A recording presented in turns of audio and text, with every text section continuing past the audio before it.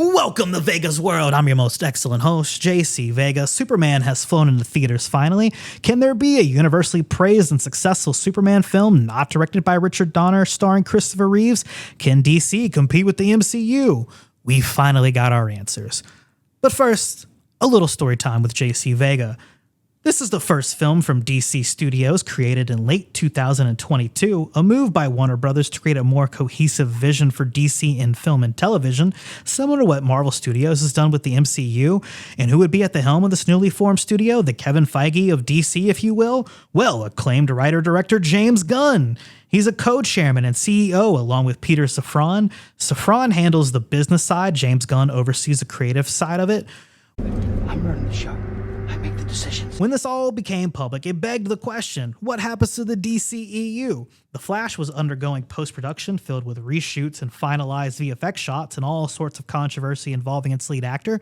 Batgirl was shot and shelved. Henry Cavill left the role of Superman. Henry Cavill returned to the role of Superman. The Rock was angling to become a key figure in the DCEU. What you're going to see here is why the hierarchy of power in the DC universe is about to change. Aquaman and the Lost Kingdom had wrapped and set to come out in early 2023, or would it? And would it be before or after The Flash, which is supposed to be a reboot for the DCEU? Ben Affleck is Batman, but passed on writing and directing a standalone film. Matt Reeves opted to create a whole new story and with a whole new Batman and a whole universe separate from the DCEU. What does DC Studios do with this? Do they make it a part of the continuity? What's a man to do? Does James Gunn continue forward with the messy foundation laid before him? No. We're building from the ground up, kinda. They decided to retain some of the elements of the DC Extended Universe, namely Peacemaker and Amanda Waller, which gets kind of tricky and confusing considering the fact that at the end of season 1 of Peacemaker, he meets the Snyderverse Justice League, and the Suicide Squad was basically a reboot for the Suicide Squad in the DCEU. So we don't really know what anyone is after. Not really, sir. When it comes down to it, this is just as messy as actual comic book lore.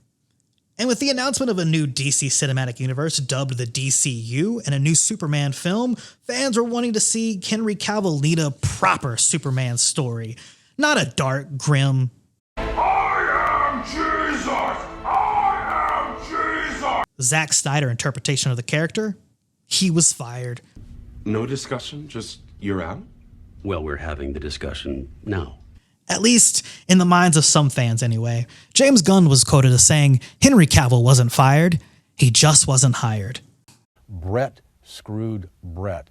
I have no sympathy whatsoever for Brett. With James Gunn writing and directing the film, taking on the role of Superman is David Corenswet, who does a tremendous job as a titular character. He plays the dual role of Clark Kent and Superman perfectly. While he's still the perceived Boy Scout with his idealism and optimistic perception of the world, he brings a more layered personality to Clark, cracking jokes at times and being playful. This Superman isn't an overpowered demigod-level hero. He struggles in fights. In fact, in his first scene in the film, he crash lands in the Antarctic, battered and bloodied, whistling for Crypto to come bring him to the Fortress of Solitude. This adds stakes. You're more invested in the outcome, wondering if Superman can overcome the odds now. This Superman isn't as self-assured and confident as previous iterations of the character. He struggles both physically and mentally. This is my favorite portrayal of the character. Admittedly, I'm not the biggest Superman fan. I'm a Batman guy. How do you make a superpowered being relatable and someone to invest in? It's very tricky. Grant Morrison did a fantastic job with his turn on All-Star Superman, one of my favorite comic book stories ever.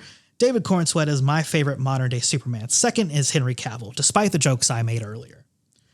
I was just bullshitting, and you know this, man. Rachel Brosnahan brings a lot of strength to Lois Lane. She's a driven, self-assured, punk rock, no-nonsense girl. She's not a damsel in distress or an accessory for Superman with no agency. This Lois Lane enhances this film's characterization of Clark, challenging his ideals and decisions while being a supportive partner.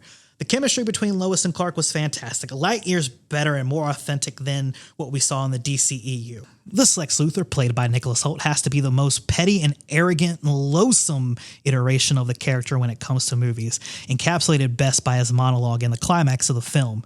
There isn't a level he won't stoop to if it means taking down the proverbial alien scum. If his employees perish, it's inconsequential as long as he can take down Superman, a tremendous antagonist for this film. The supporting characters were fully developed and each given a moment to shine. Their involvement felt organic to the story and not crowbarred in to tell the audience, yep, we've got an interconnected cinematic universe too. Check out their films coming soon. You've got Wendell Pierce aura farming his way through scenes as Perry White, chomping on a cigar and saying next to nothing. Nathan Fillion delivering comedic brilliance as Guy Gardner with a ridiculous bowl cut and smug attention-seeking attitude. The highlight may be Crypto, being a rambunctious, mischievous, and inadvertently destructive pup. Who doesn't like dogs? Honestly. We are not flesh and blood and couldn't in our heart of hearts care less whether he lives or dies. As a film itself, it's a fun ride from start to finish. It has some nice character beats and great camera work when it comes to flight and fights. It's got some of James Gunn's trademark humor, a bit subdued.